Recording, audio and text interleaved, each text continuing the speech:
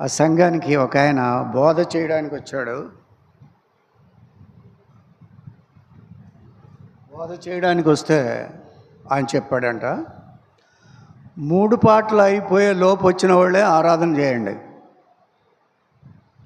3 పాటలు పాడతారు, ఆ లోపు 3 పాటలు అయిపోయేసరికి అలా ఎవరైతే వస్తారో వాళ్ళే ఆరాధన చేయండి, ఆలస్యంగా వచ్చిన వాళ్ళు తర్వాత చేయండి అన్నాడంట. ఆ సంగతి మా చెప్తున్నారు. కాబట్టి మనం 3 పాటల కంటే ముందు కూడా రావాల్సిన అవసరం కూడా ఉంది. ఎందుకంటే దేవుని సన్నిధి కాబట్టి, ఎవరి కోసం ఎవరి బలంతం కోసం మనం రావట్లేదు. కాబట్టి రండి ఆరాధన వాక్యాన్ని చూసుకుందాం. పేతురు రాసిన 2వ పత్రిక, పేతురు రాసినటువంటి 2వ పత్రిక 2వ అధ్యాయం. పేతురు రాసిన 2వ పత్రిక 2వ అధ్యాయం. చదవగలిగినటువంటి వాళ్ళంతా కూడా బైబిల్ తీసి బిగ్గరగా అందరికీ అర్థమయ్యేటట్లుగా, చదువు రాని వాళ్ళకి కూడా అర్థమయ్యేటట్లుగా చదవాలి. 2వ అధ్యాయము 4, 5, 6 వచనాలు. 4, 5, 6 వచనాలు మార్చి చదువుకుందాం. 4 నేను చదువుతాను, 5 మీరు చదవండి. దేవదూతలు పాపము చేసినప్పుడు దేవుడు వారిని విడిచిపెట్టక పాతాళలోకమందలి కటిక చీకటి గల బిలములోనికి త్రోసి తీర్పుకు కావిలో ఉంచబడుటకు వారిని అప్పగించెను. పూర్వకాలమందు లోకమును విడిచిపెట్టగా భక్తిహీనులు సహముంది జలప్రళయం రప్పించినప్పుడు నీతిని ప్రకటించిన నోహను మరి 7 కాపాడబడింది. మరి ఆయన సోమ గుమర్రాలను పట్టణములను భస్మము చేసి ముందుకు భక్తిహీనులకు వారికి వాటిని దృష్టాంతములుగా ఉంచుటకై వాటిని నాశనము విధించి. చాలు, ప్రార్థన చేసుకుందాం. కృపా కనికరము గల నమ్మకమైన స్వచ్ఛమైన దేవుని పాదములకి స్తోత్రాలు. కృపైన నామములో ఇంతవరకు కనికరించిన దేవుడివై చదువుని లేఖన భాగములను ప్రభా మాకు విశదపరిచి ఆరాధించటానికి కావలసినటువంటి నీ కృప బయలుపరచవలసిందిగా నీ సన్నిధిలో సాగిలు పడుతూ నీకే వందనాలు, స్తుతులు, స్తోత్రాలు చెల్లించుకుంటూ ప్రభా తండ్రి బలహీనుడైన నన్ను బలపరిచి బలమైనటువంటి నీ యొక్క లేఖన భాగములను వివరించడానికి హృదయాలు తండ్రి నింపబడి ఆరాధనలో పొంగి పొరలడానికి కృప దయచేసి పెట్టమని నీ సన్నిధిలో సాగిలు పడుతూ తెచ్చిన బిడ్డలందరిని బట్టి వందనాలు. ఇంకనూ రావలసినటువంటి వారిని త్వరపెట్టి నీ సన్నిధి తీసుకురావాల్సిందిగా కోరుకుంటూ యేసు ప్రభు ధనిక నామములో స్తుతించి ప్రార్థించి వేడుకుంటున్నాను పరమ తండ్రి, ఆమేన్.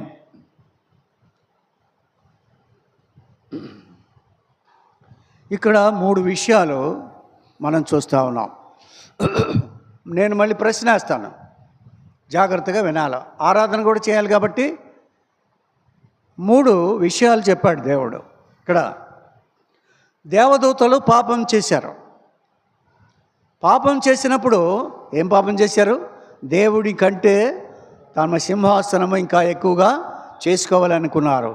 వెంటనే దేవుడు ఏం చేశాడంటే వారిని పాతాళ లోకములో కట్టికి చీకటి బిలములోకి త్రోసి తీర్పుకై కావలిలో ఉంచినటువంటి. ఎవరు చేశారని పాపం? దేవదూతలు పాపం చేస్తే వాళ్ళని విడిచిపెట్టలేదు దేవుడు, శిక్షించాడు. ఆ తర్వాత లోకము భక్తిహీనుల సమూహం మీదకి జలప్రళయమని రప్పించినటువంటి వాడుగా ఉన్నాడు.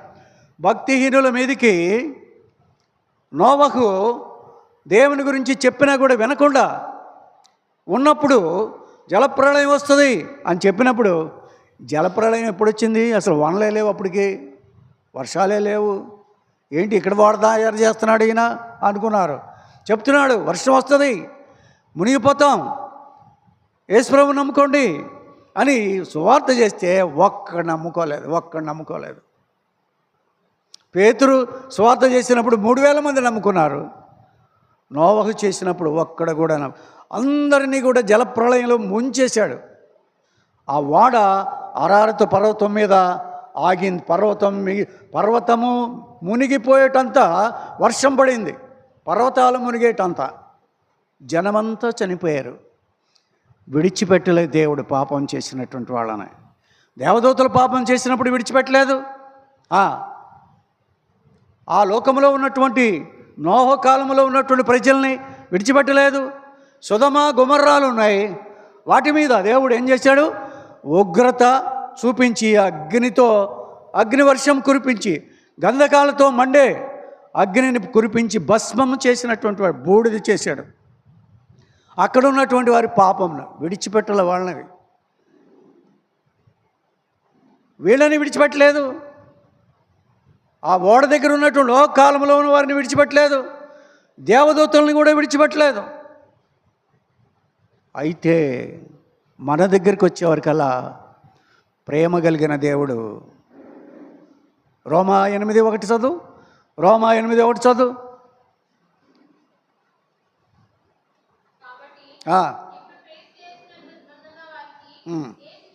అది ఇప్పుడు క్రీస్తు యేసునందు ఉన్న వారికి ఏ శిక్ష లేదు. క్రీస్తు యేసులో ఎంత పాపం చేసినటువంటి వాడికైనా కూడా శిక్ష లేకుండా చేశాడు. అది నీకు చేశాడు, నాకు కూడా చేశాడు. కాబట్టి మనం ఏం చేయాలి? ఆయన ఆరాధించబద్దులమై ఉన్నారు. మనం ఎలాంటి పాపులమే? భయంకరమైన పాపులమే. వాళ్ళకంటే ఎక్కువ శిక్ష మన మీద పడవలసి ఉంది. భయంకరమైనటువంటి పాపం చేసినటువంటి మనల మీద దేవుడు మనల్ని విడిచిపెట్టి ఆ శిక్ష నుండి మనల్ని కాపాడినటువంటి వాడిగా మనం అక్కడ చూస్తూ ఉంటున్నాం. కాబట్టి మనం ఎలాంటి వాళ్ళం ఒకసారి చూద్దాం. అక్కడ పాపం చేసినటువంటి స్త్రీని తీసుకొచ్చి, రాళ్ళు తీసుకొచ్చి, ధర్మశాస్త్ర ప్రకారంగా ఆ వ్యభిచారంతో పట్టబడినటువంటి స్త్రీని రాళ్లతో కొట్టాలని చెప్పాడు కదా, నువ్వేం చెప్తావు అని యేసుప్రభు ప్రశ్నించినప్పుడు ఆయన అన్నాడు, మీలో పాపము చేయనటువంటి వాడు మొట్టమొదట ఆయన మీద రాయేయండి అన్నాడు. అందరూ రాళ్ళు కింద పడేసి వెళ్ళిపోయారు. అందరూ పాపులే, ఏ భేదము లేదు. అందరూ పాపము చేసి దేవుడు అనుగ్రహించిన మహిమను పొందలేకపోతున్నారు. కాబట్టి అందరూ పాపులే. అయితే మనం కూడా పాపులమే. మనం ఎలాంటి పాపులం ఒకసారి చూసి, ఆ ప్రభు మన కోసం ఏం చేశాడో కూడా చూసి ఆరాధనలోకి వెళ్ళిపోదాం. మనం ఎంత గొప్ప పాపులం అంటే చూడండి, ఏబు గ్రంథం 15వ అధ్యాయం, ఏబు 15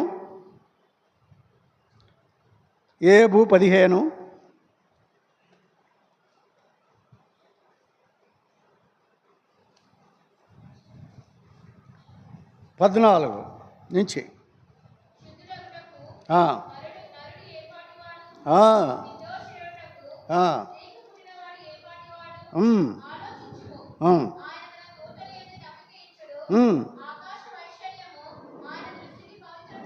ఏమంటున్నాడు? శుద్ధుడగుటకు నరుడు ఏ పాటివాడు?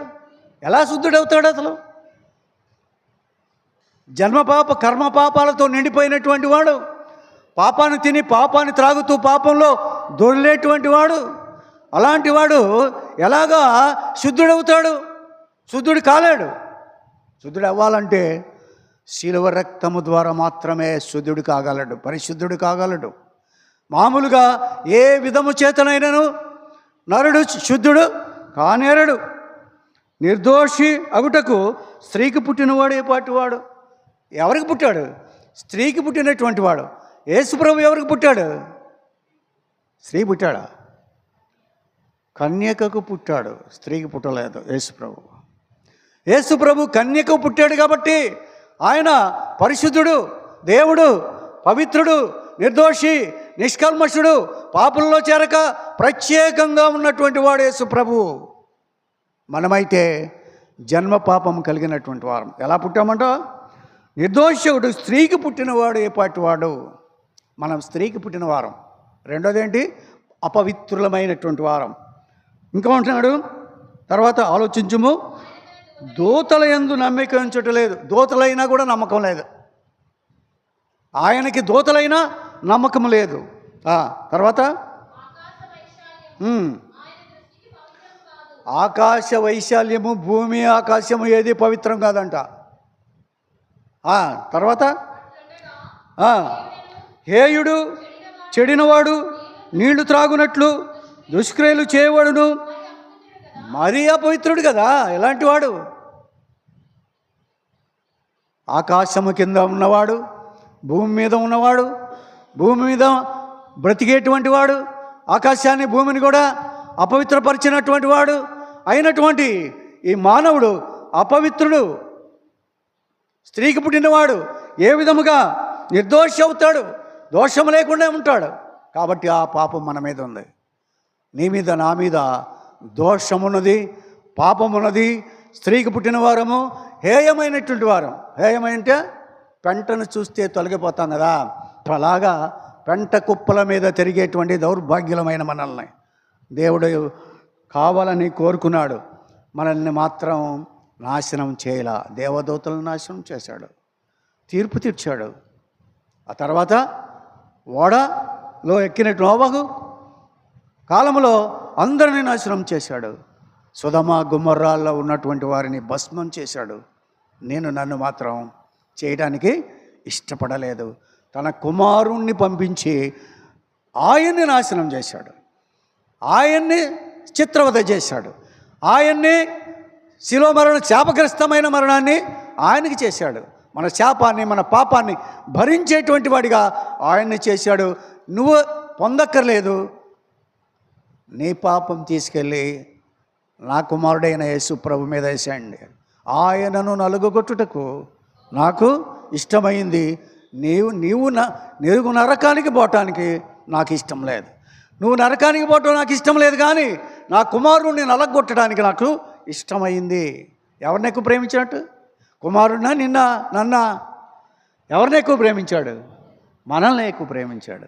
కుమారుని కంటే, ఏకైక కుమారుని కంటే, జనితైక కుమారుని కంటే, పరిశుద్ధ కుమారుని కంటే మనల్ని కూడా ఎక్కువ ప్రేమించి నరకాన్ని నుంచి తప్పించడానికి తన కుమారుణ్ణి ఈ లోకానికి పంపించినటువంటి వాడుగా ఆయన్ని మనం చూస్తూ ఉంటున్నాం. అలాంటి భయంకరమైనటువంటి పాపులం మనం. హేయమైనటువంటి వారం, పాపాన్ని త్రాగుతుండేటువంటి వారము, ఆకాశాన్ని అపవిత్రపరిచిన వారం, భూమిని అపవిత్రపరిచిన వారం. అలాంటి అపవిత్రమైనటువంటి మానవ జాతిలో ఉన్నటువంటి మనల కొరకు తన కుమారుణ్ణి ఈ లోకానికి 20:12 చదువు అక్కడే. ఏబు 20:12.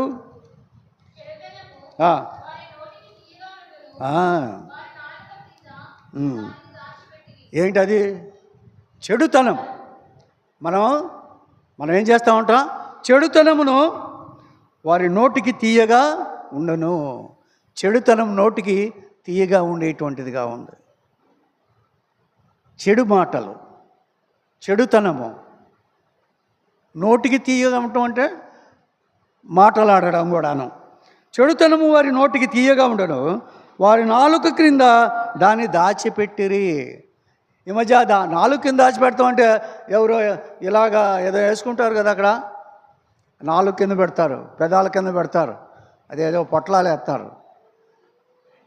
అలాగ దాచిపెట్టుకున్నారంట చెడుతనాన్ని. ఇంకేం చేశారు? దాచిపెట్టిరి. దాని పోనీయక భద్రము చేసుకొనిరి, నోట దాన్ని ఉంచుకొనిరి.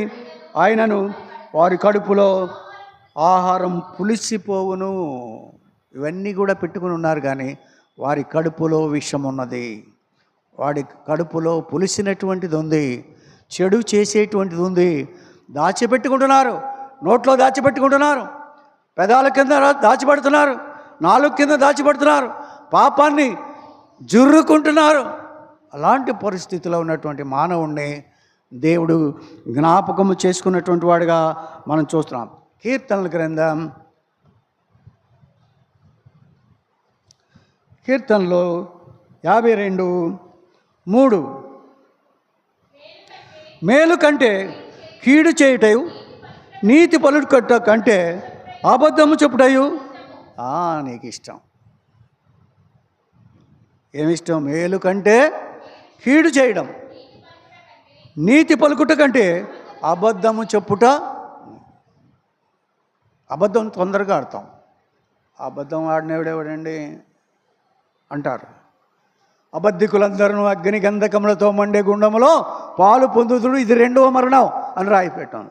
అబద్ధం ఆడితే అబద్ధం అలవాటు అవుతుంది. అబద్ధము అలవాటు అవుతుంది. ప్రార్థన చేయడానికి ఇక్కడికి వస్తున్నారు ఆటో మీద. ఆలస్యం అయిపోయిందేరా అని అడుగుతున్నాం. ఎరా ఎక్కడున్నారంటే ఆడున్నది కొత్తకోటలోనూ, ఆడు చెప్పిందేమో రోలుగుంటలోను.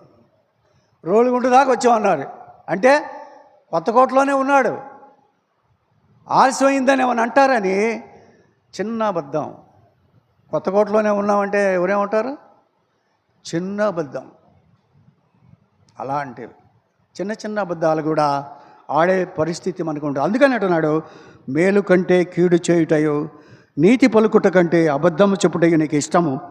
కపటము నాలుగు గలవాడా, కపటమైన నాలుగు గలవాడా, అధిక నాశనకరమైన మాటలే నీకు ఇష్టము. ఓ నాలుక, కపటమైన నాలుక. కపటం అంటే ఏంటి? కపటం అంటే ఏంటి? కపటం అంటే ఏంటి? ఒకటి మనస్సులో ఉంటే ఇంకోటి మాట్లాడు. కపటం అంటే ఒకటి మనసులో ఉంచుకుని రెండోది ఇంకోటి మాట్లాడటం కపటం అండి.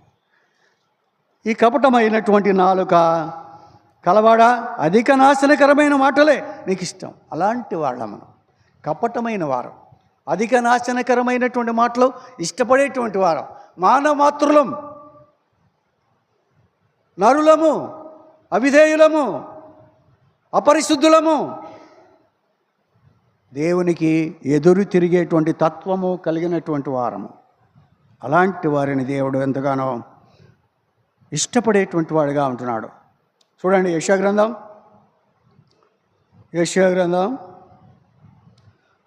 1వ అధ్యాయం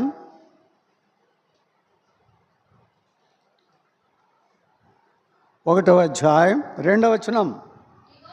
యెహోవా మాటలాడుచున్నాడు, ఆకాశమా ఆలకించుము, భూమి చెవియొగ్గుము, నేను పిల్లలను పెంచి గొప్పవారిని చేసి తిని. అది ఎవరి మీద? గొప్పగా చేసిన వాడి మీదే, పెంచిన వాడి మీద, గొప్పగా చేసిన వాడి మీద ఏం చేస్తున్నారు? తిరగబడుతున్నారు. అది మానవ స్వభావం. మానవ స్వభావం అది తిరగబడే స్వభావం మనది. అలాంటి స్వభావమును ఆయన మీద వేసుకొని మౌనము వహించి తిరగబడకుండా ముళ్ళ కిరీటం పొంది, దెబ్బలు పొంది, కొరడా దెబ్బలతోటి చిత్రవధ చేయబడి ఆయన గాయపరచబడినటువంటి వాడుగా మనం చూస్తూ ఉన్నాం అక్కడ. ఆ తర్వాత ఇంకో మాట చదవండి, 4. మనకేం పేర్లు ఉన్నాయి చూడండి. పాపిష్టి జనమా, దోషభరితమైన ప్రజలారా, దుష్ట సంతానమా, చేరుపు చేయు పిల్లలారా, మీకు శ్రమ. 6వ వచనం. అరకాలు మొదలుకొని తల వరకు స్వస్థత కొంచెమైన లేదు, ఎక్కడ చూచినాను గాయములు, దెబ్బలు, పచ్చిపుండ్లు, అవి పిండబడలేదు, కట్టబడలేదు, తైలముతో మెత్తన చేయబడలేదు. ఎక్కడ చూసినా అరకాలు మొదలుకొని నడినెత్తి వరకు గాయాలు, పిండబడలేదు, మెత్తన చేయబడలేదు. అలాంటి మన కోసరం ఆయన అరకాలు మొదలుకొని నడినెత్తి వరకు గాయపరచబడినటువంటి వాడు. పాపం అంతటిని కూడా అనుభవించినటువంటి వాడుగా మనం ఆయన్ని చూస్తూ ఉంటున్నాం. ఇంకొక మాట చూద్దాం రండి. 5:18 యెషయా గ్రంథం 5:18. భక్తిహీనతను ఏంటంట? తాళ్ళు అంట, తాళ్ళు ఉన్నాయంట. ఆ తాళ్ళు ఏంటంటే భక్తిహీనత అంట. తాళ్ళ పేరేంటి? భక్తిహీనత. ఆ భక్తిహీనత అనే తాళ్ళతో దోషాన్ని లాక్కుంటున్నారంట. దోషానికి తాళ్ళు వేసి ఆ తాళ్ళతో దోషాన్ని లాక్కుంటున్నారంట, దగ్గరికి లాక్కుంటున్నారంట దోషాన్ని తాళ్లతోటి. ఆ తాళ్ళ పేరేంటి? భక్తిహీనత. భక్తిహీనత, భక్తి లేని హీనమైన భక్తి కలిగినటువంటి వారమై దోషాన్ని ఆ హీనమైన భక్తితో లాక్కుంటున్నామంట మన దగ్గరికి. ఈ రెండో మాట, బండి మోకులతో పాపమును లాక్కొని వారికి శ్రమ. బండి మోకులు తెలుసా? మోకులు ఉంటాయి బండికి, బండికి ఇంత లావు మోకులు ఉంటాయి. ఆ బండి మోకులతోటి పాపాన్ని కట్టి పాపాన్ని దగ్గరికి లాక్కునేటువంటి వారం అంట మనం. బండి మోకులతోటి పాపాన్ని లాక్కునేటువంటి వారులారా, భయంకరమైనటువంటి పరిస్థితిలో ఉన్నప్పుడు, ఇంత పాపము చేసినప్పటికీ, ఇంత బిరుదులు మనకు ఉన్నప్పటికీ, పాపిష్టి జనమా, దోషభరితమైన ప్రజలారా, సర్పసంతానమా, మీకు శ్రమ అన్నప్పటికీ కూడా అపరిశుద్ధులముగా, దోషభరితులముగా ఉన్నప్పుడు పాపాన్ని తింటూ, పాపాన్ని తాగుతూ, పాపాన్ని జొర్రుకునేటువంటి తత్వం కలిగినటువంటి మనల్ని దేవుడు ప్రేమించి ఏం చేశాడంట? ప్రేమించాడంట మనల్ని ఏం చేయాలా? వాళ్ళని నాశనం చేసినట్టుగా ఆ మూడు రకాల జనాన్ని నాశనం చేసినట్లుగా మనల్ని కూడా నాశనం చేయాల్సింది. వాళ్ళకంటే ఎక్కువ పాపం చేసాం మనం. అయినప్పటికీ మనం నాశనం చేయకుండా ఆయన ఏం చేశాడంట? ప్రేమించాడంట మనల్ని. ప్రకటన గ్రంథం 1వ అధ్యాయం, ప్రకటన 1వ అధ్యాయం, ప్రకటన 1:6 వచనం. అది ఏం చేశాడంట? మనలను ప్రేమించుచు తన రక్తము వలన మరియు ప్రభావమును యుగయుగములు కలుగునుగాక. ఆమేన్. ఆయన మనలను తన తండ్రి యొక్క దేవునికి ఒక రాజ్యముగాను యాజకులుగాను చేసెను. ఎలాగా? మనలను ప్రేమించి తన రక్తము వలన మన పాపముల నుండి మనల్ని విడిపించి. రక్తము అంటే అర్థం ఏంటి? రక్తం అంటే ఏంటి అర్థం? రక్తం అంటే ఏంటి? ప్రాణం. రక్తంలో ఏముంది? ప్రాణం ఉంది. రక్తం ఇచ్చాడంటే ఇచ్చాడు, ప్రాణం ఇచ్చాడు. ఎవరి కొరకు?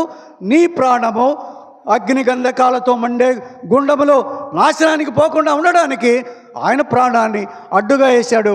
రక్తం ఇచ్చి నిన్ను ప్రేమించి తన రక్తం వలన మన పాపముల నుండి మనలను విడిపించిన వానికి మహిమయు ప్రభావము యుగయుగములు కలుగునుగాక. ఆమేన్. ఆయన మనలను తన తండ్రియగు దేవునికి ఒక రాజ్యముగాను యాజకులుగాను చేశాడు. ఒక రాజ్యంగా చేశాడు, యాజకులుగా చేశాడు, రాజులుగా చేశాడు, యాజకులుగా చేశాడు. ఏ దేశంలోనైనా రాజులు పక్కన ఉంటారు, యాజకులు ఇంకో రకం ఉంటారు. యాజకుడి పని వేరు, రాజు పని వేరు. మనకి రెండూ ఇచ్చాడు.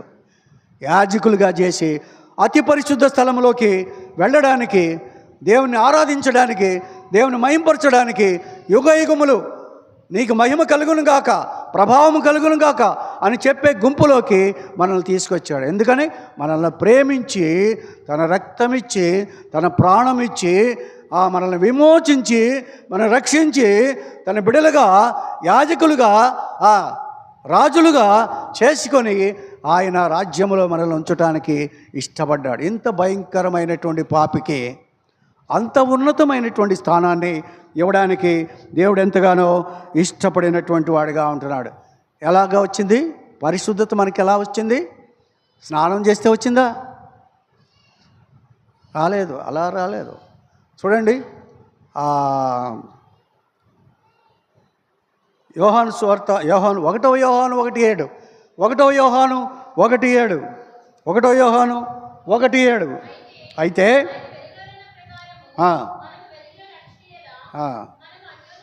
మనకు కావాల్సింది చదవాలి. దాంట్లో యేసు రక్తము, అది అక్కడి నుంచి రావాలి. అంతే. యేసు రక్తము ప్రతి పాపము నుండి, ఏ పాపము లేకుండా ప్రతి పాపము నుండి మనలను పవిత్రులుగా చేసేది ఒక్కటే యేసు రక్తం.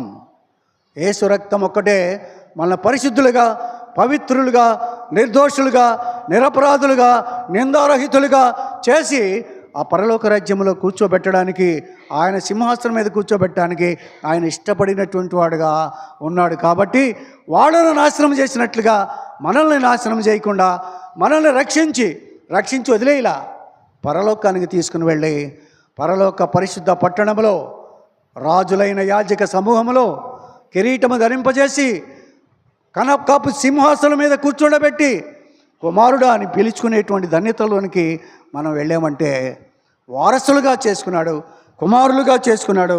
దాన్ని బట్టి మనం ఎంతగానో దేవుని మహిమపరుస్తాం. మత్తయి సువార్త మత్తయి సువార్త 26,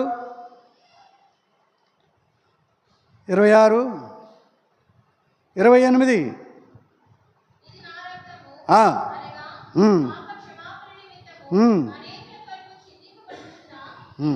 అది ఇది నా రక్తం అనగా పాపక్షమాపణ నిమిత్తం అనేకుల కొరకు చిందింపబడుచున్న నిబంధన రక్తము.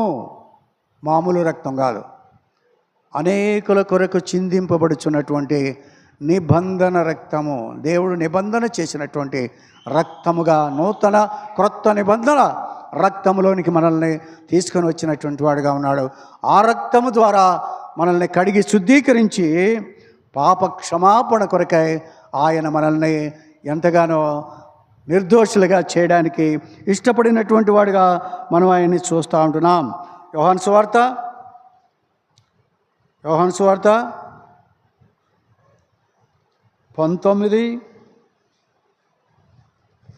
యోహాను సువార్త 19:34.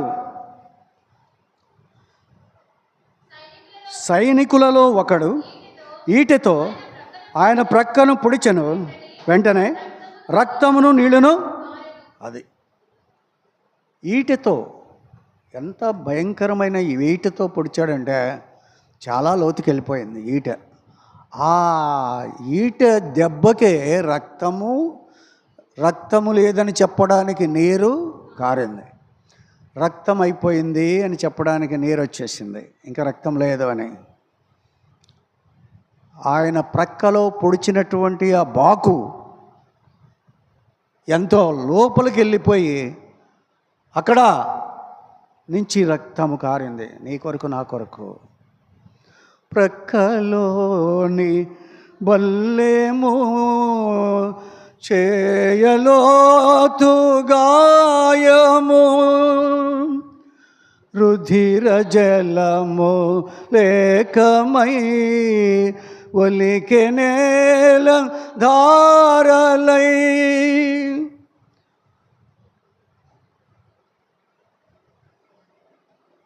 ప్రక్కలోని బల్లెము చేయలోతు గాయము, రుధిర జలము లేకమై ఒలికె నేల ధారలై.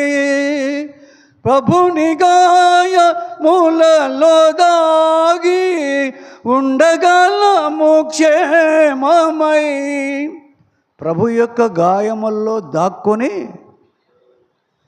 క్షేమంగా ఉండగలం. ఎప్పుడు?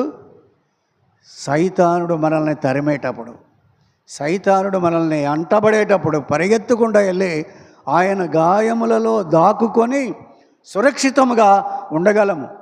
ఆశ్రయం స్థానము, దాగుచోటు ఆయన గాయం. ఆ గాయములో నుంచి వచ్చిన రక్తము, నీరు కారినప్పుడు అప్పుడు వెంటనే పెద్ద కేక వేసి ప్రాణము విడిచెను. పెద్ద కేక వేసి ప్రాణము విడిచెను. అలాంటి ప్రాణము దాత, ప్రాణదానముగా చేసినటువంటి వాడు యేసయ్య. ఆ యేసయ్య ఇలాంటి నీచమైన నికృష్టమైన పాపుల్ని సైతము ప్రేమించి వారి కొరకు రక్తము చిందింపజేసినటువంటి దేవుని ప్రేమ ఎంత గొప్పది.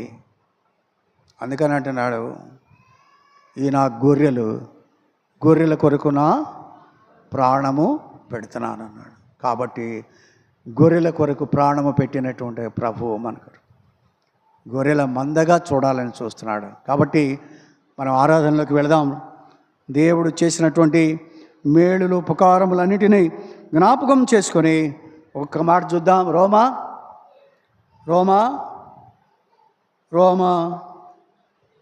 5:8. అయితే దేవుడు మన ఎడల తన ప్రేమను వెల్లడిపరుచుచున్నాడు. ఎట్లనక మనం ఇంకను పాపులమై ఉండగానే క్రీస్తు మన కొరకు, ఎవరి కొరకు? పాపులమై ఉండగా, మనం పాపులమని తెలిసి ఆయన మన కొరకు చనిపోవడానికి ఇష్టపడినటువంటి ఒక మంచివాడి కొరకు ఒకడు చనిపోవట అరుదు.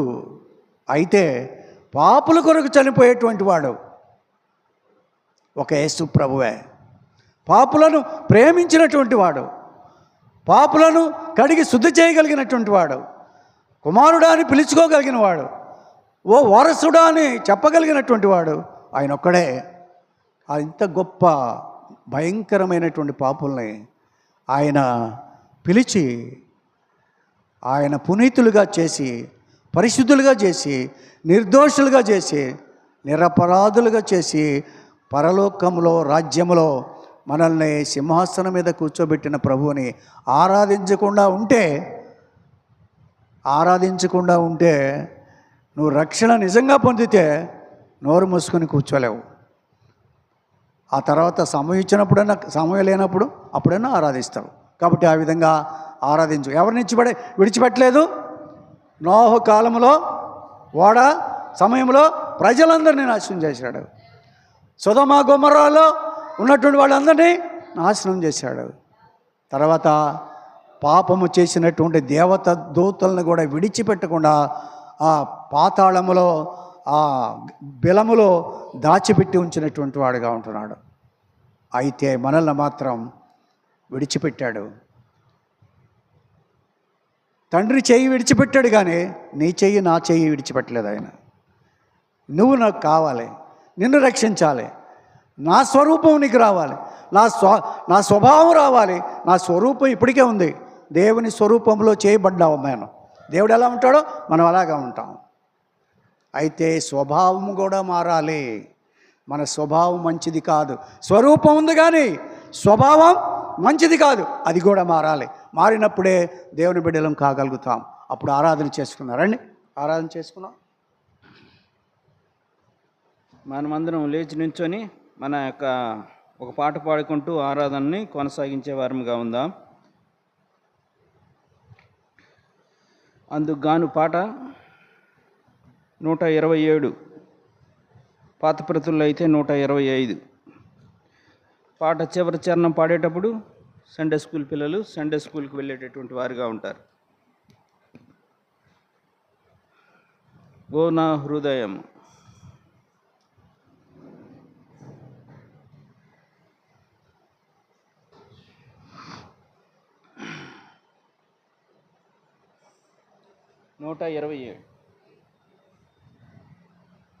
ఓ నా హృదయమా పాడుమా క్రొత్త గీతం ప్రభునాకే.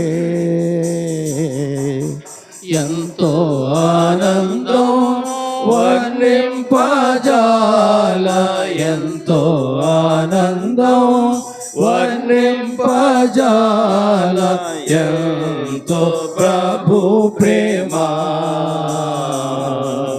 హృదయమా పాడుమా యేసునందు స్వశము చేసే తన సంకల్పం అద్భుతమది. క్రీస్తునందు స్వశము చేసే తన సంకల్పం అద్భుతమది. భూమి పునాది వేయక మునుపే, భూమి పునాది వేయక మునుపే ఏర్పరచుకొనెను.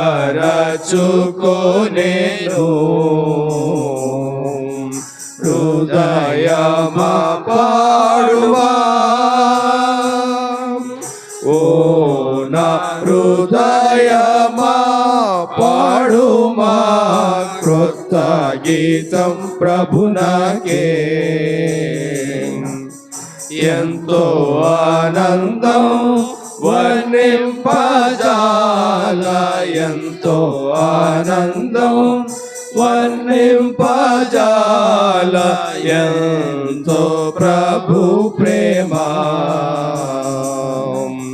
హృదయమా పాడుమా.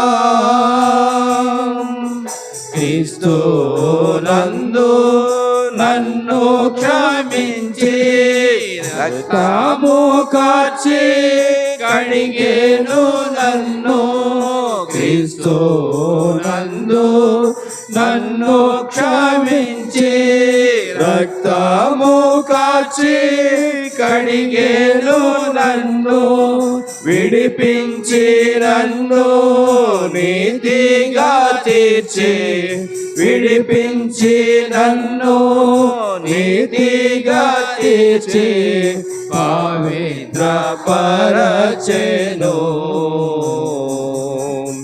హృదయమా పాడుమా ఓ నా హృదయమా పాడుమా కొత్త గీతం ప్రభునాకే. ఎంతో ఆనందం వర్ణింపజాల ఎంతో ఆనందం వర్ణింపజాల ఎంతో ప్రభు ప్రేమ. హృదయమా పాడుమా క్రీస్తులో నన్ను దారికి పిలిచి చేర్చి కొత్త వ్యక్తిగా చేయ. క్రీస్తులో నన్ను దారికి పిలిచి చేర్చి కొత్త వ్యక్తిగా చేయ. చేర్చెను ప్రభు ఆ మధ్యపు గోడ కూల్చెను ప్రభు ఆ మధ్యపు గోడ. కోరి చేరియుండెను హృదయమా పాడుమా ఓ నా హృదయమా పాడుమా కొత్త గీతం ప్రభునాకే. ఎంతో ఆనందం వర్ణింపజాల ఎంతో ఆనందం వర్ణింపజాల ఎంతో ప్రభు ప్రేమ. హృదయమా పాడుమా క్రీస్తులో యున్న ఏ శిక్ష లేదు. స్వాతంత్ర్యము క్రీస్తు నందే. క్రీస్తులో యున్న ఏ శిక్ష లేదు. స్వాతంత్ర్యము క్రీస్తు నందే. క్రీస్తు పరమున కూర్చుండబెట్టి క్రీస్తు పరమున కూర్చుండబెట్టి కొత్త సృష్టిగా చేసే. హృదయమా పాడుమా ఓ నా హృదయమా పాడుమా కొత్త గీతం ప్రభునాకే. ఎంతో ఆనందం వర్ణింపజాల ఎంతో ఆనందం వర్ణింపజాల ఎంతో ప్రభు ప్రేమ. హృదయమా పాడుమా క్రీస్తులో దొరికే ఆశీర్వాదం శాంతి ఆనందం దొరికేను మనకు. క్రీస్తులో దొరికే ఆశీర్వాదం శాంతి ఆనందం దొరికేను మనకు. క్రీస్తు మహిమా జయమునకై పిలచే. క్రీస్తు మహిమా జయమునకై పిలచే. హల్లెలూయా పాడను హృదయమా పాడుమా ఓ నా హృదయమా పాడుమా కొత్త గీతం ప్రభునాకే ఎంతో ఆనందం వర్ణింపజాల ఎంతో ఆనందం వర్ణింపజాల ఎంతో ప్రభు ప్రేమ హృదయమా పాడుమా. దయచేసి కూర్చోండి. ఇప్పుడు ఆరాధన